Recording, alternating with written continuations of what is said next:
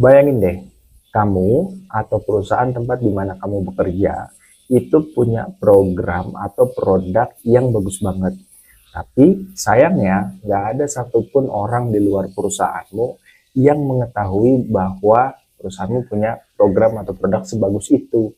Nah, bisa jadi itu disebabkan karena perusahaanmu belum menjalin media relation dengan televisi.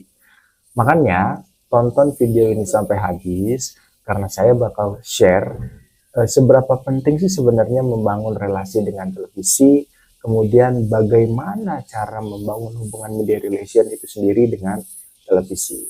Let's go.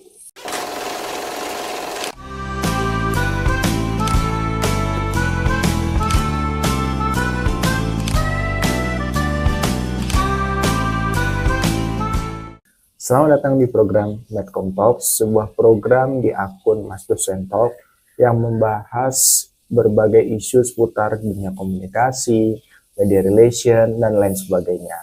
Nah, buat kamu yang baru mengunjungi akun atau channel YouTube ini, jangan lupa di-subscribe, kemudian di-like. Setelah itu, bila video ini bermanfaat, silahkan di-share di media sosial yang kamu punya.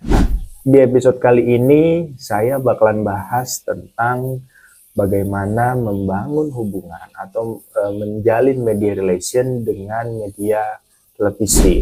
Kita semua tahu bahwa televisi itu merupakan salah satu media elektronik yang hingga saat ini masih bisa bertahan di tengah gempuran dari banyaknya media-media baru yang bermunculan.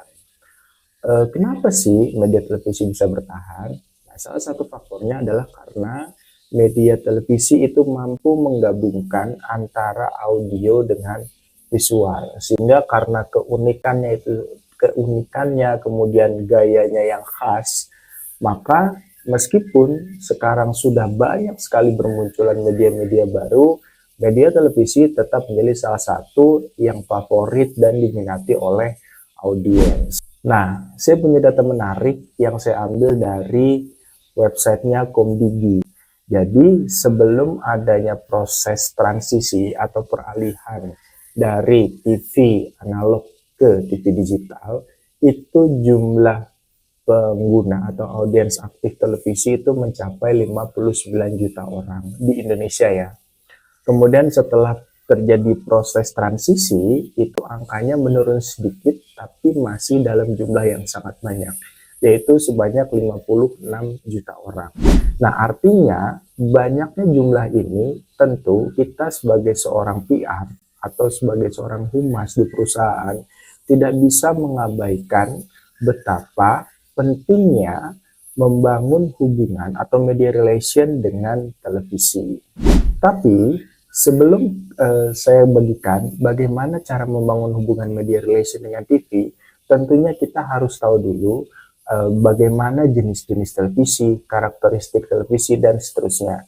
Tujuannya apa? Tujuannya supaya kalau misalnya kita sedang berperang, kita itu harus tahu dulu nih kekuatan lawan seperti apa, bagaimana medan perangnya, dan seterusnya. Sehingga di video ini yang pertama kali akan saya bahas adalah tentang jenis-jenis televisi itu sendiri, yang mana jenis-jenisnya itu ada 5. Yang pertama adalah TV analog, kemudian TV digital, lalu ada televisi berlangganan, lokal, dan komunitas.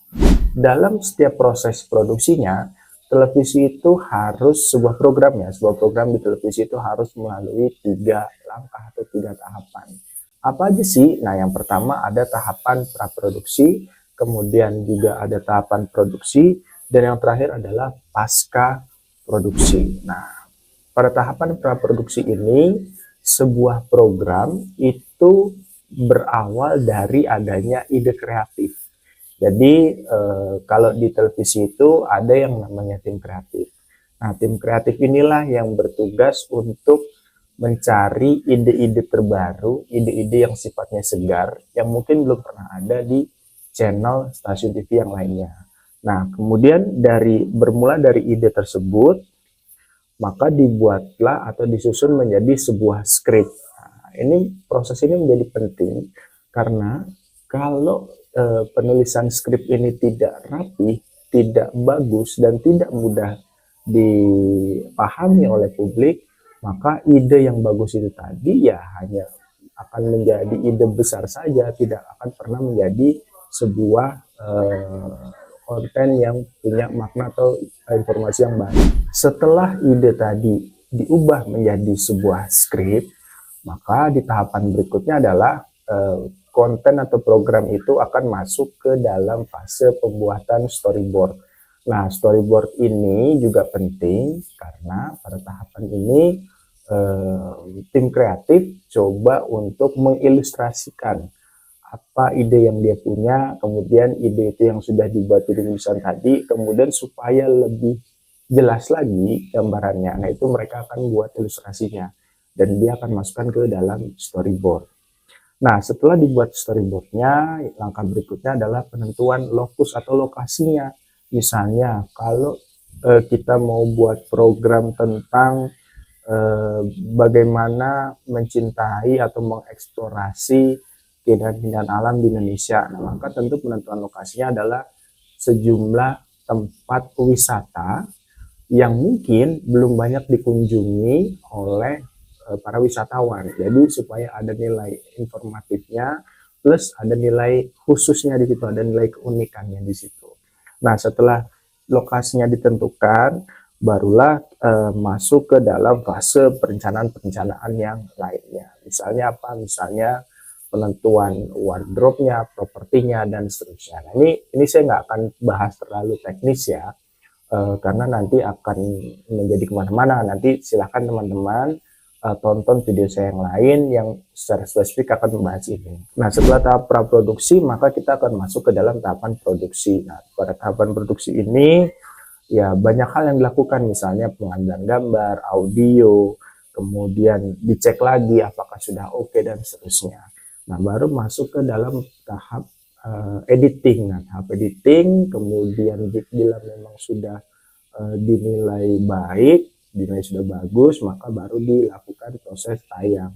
Nah, setelah proses tayang, itu juga nggak selesai, karena setiap program harus dievaluasi, apakah program ini berjalan dengan baik, apakah program ini dinikmati oleh publik, diterima oleh publik atau tidak. Nah, itu namanya proses pasca produksi. Nah, sekarang tadi saya sudah jelaskan bagaimana jenis-jenisnya, kemudian bagaimana cara televisi itu bekerja. Nah, sekarang kita akan masuk nih ke dalam sub materi atau sub pembahasan yang utama, yaitu bagaimana cara membangun hubungan atau media relation dengan media televisi. Nah, yang pertama, sebelum kita membangun hubungan itu, kita harus tahu dulu sebenarnya siapa dan bagaimana karakteristik atau segmentasi audiens kita. Nah, ini menjadi penting. Kenapa? Karena nantinya ini akan berdampak atau berpengaruh terhadap jenis media apa yang akan kita gunakan. Sebagai contoh, misalnya kalau target atau audiens kita adalah anak-anak muda Gen Z yang mana mungkin hari ini sudah jarang menonton televisi. Nah, maka untuk membangun hubungan atau media relation dengan televisi itu menjadi opsi yang mungkin menjadi opsi kedua, ketiga, atau keempat, bukan opsi utama. Tapi kalau memang segmentasi audiensnya adalah misalnya di usia 30 sampai 60 tahun, ya itu kan masih banyak ya orang-orang yang menonton televisi hingga hari ini. Jadi pertama itu dulu, tentukan siapa yang menjadi target audiens kita. Nah, lalu yang kedua, kalau kita sudah tahu target audiens kita, maka yang berikutnya adalah kita harus cari tahu dulu bagaimana karakteristik dari masing-masing stasiun atau channel TV. Nah, teman-teman, setiap channel TV itu punya karakteristik yang berbeda-beda. Ada yang karakteristiknya adalah ini TV untuk berita. Misalnya apa? Misalnya iNews, kemudian CNN, nah seperti itu. Nah, jadi kalau teman-teman misalnya mau mempromosikan atau membangun memberikan pengenalan terhadap produk di perusahaan teman-teman, mungkin akan bagus masuk ke situ. Tapi kalau misalnya teman-teman pengen yang sifatnya hiburan, kan ada juga stasiun atau channel TV yang mana mereka memang konsentrasinya di bidang hiburan. Jadi tidak melulu atau tidak 100% menampilkan program-program yang sifatnya news. Jadi ketahui dulu. Jadi satu tadi ketahui segmentasi audiens kita, kemudian yang kedua ketahui dulu karakteristik dari media yang akan kita lakukan kerjasama. Kalau sudah tahu kira-kira kita mau kemana, maka langkah berikutnya adalah kita harus membangun hubungan personal dengan wartawan atau jurnalisnya. Nah, ini menjadi penting teman-teman.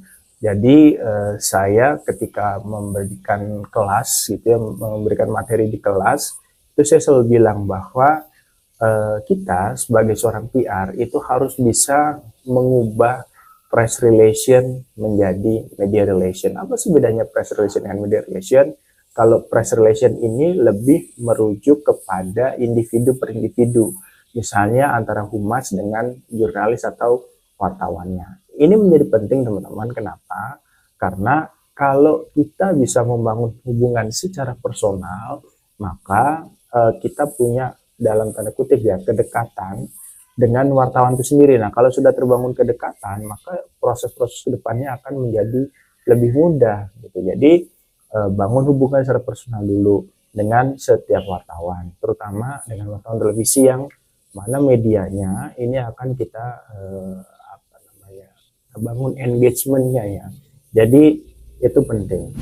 Nah yang keempat yaitu buat konten yang layak tayang. Jadi teman-teman itu tadi seperti yang saya jelaskan sebelumnya, salah satu alasan mengapa televisi hingga detik ini masih banyak sekali penikmatnya atau audiensnya adalah karena mereka punya ciri khas tersendiri, punya karakteristik yang unik tersendiri, dan mereka punya standar yang sangat tinggi untuk menentukan apakah program ini atau gambar ini ataupun video ini layak tayang di TV atau tidak. Beda dengan new media seperti misalnya medsos gitu ya. Medsos itu tidak punya standar setinggi televisi. Jadi siapapun bisa buat konten apapun dengan kualitas yang seperti apapun gitu. Beda dengan televisi. Mereka punya standar tersendiri yang mana video-video yang berhak naik itu adalah video-video yang sudah layak tayang. Kemudian yang kelima, jadilah seorang humas yang responsif. Nah, ini penting banget ya teman-teman. Jadi sering nih ketika saya berdiskusi dengan teman-teman wartawan, itu mereka banyak mengeluhkan bahwa hingga saat ini masih banyak PR-PR atau humas-humas yang menutup diri dari wartawan. Yang kalau dihubungi mereka sulitnya minta ampun. Nah ini jangan ya teman-teman. Jadi kalau kita mau punya hubungan baik dengan wartawan, kita harus responsif. Kenapa? Karena wartawan itu sometimes mereka juga dituntut oleh perusahaan medianya untuk menginformasikan sesuatu dengan cepat. Nah itu sebabnya penting rasanya kita menjadi seorang humas yang responsif dalam menjawab setiap pertanyaan yang diajukan oleh wartawan. Yang keenam, yaitu bangun kepercayaan dengan cara menyampaikan informasi-informasi yang bernilai valid atau benar. Jangan pernah sekali-sekali kita mencoba untuk menyampaikan informasi yang bernilai bohong. Kenapa? Karena itu akan berkaitan dengan kredibilitas kita sebagai individu maupun kredibilitas perusahaan.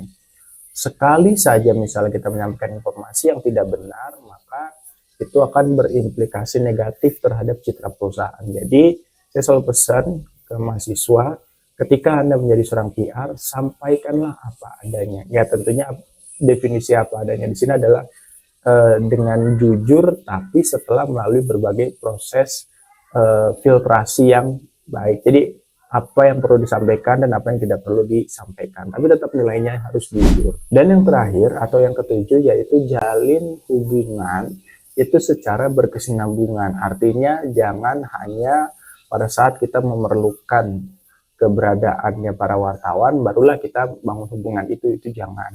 Nah, ini sering nih banyak teman-teman wartawan yang curhat ke saya bahwa PR-PR ini rata-rata kebanyakan dari yang mereka temui itu begitu mereka butuh publikasi, mereka baru menghubungi, mereka baru menanyakan kabar dan seterusnya. Tetapi ketika mereka sudah tidak memerlukan itu, maka tidak pernah sama sekali berkomunikasi dengan teman-teman wartawan. Nah, ini jangan ya teman-teman, pastikan bahwa kita semua mampu membangun hubungan yang berkesinambungan dengan wartawan.